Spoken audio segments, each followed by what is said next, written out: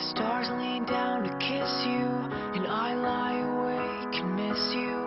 Pour me a heavy dose. Vision Mission.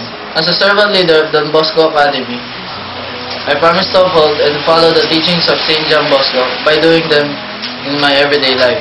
I promise to serve as an inspiration and be a good example for the young, to obey and always have faith in God, to follow the path that God has chosen for me, to always give thanks and praise to God for all the good He has done in my life, to never lose faith in God, my family, and in myself, to be the best person that I can be and that I need to be. Prayer. Lord God, in you I have faith and in you I believe. I pray that you help me in doing my duties extraordinarily well and to follow the life teachings of St. John Bosco.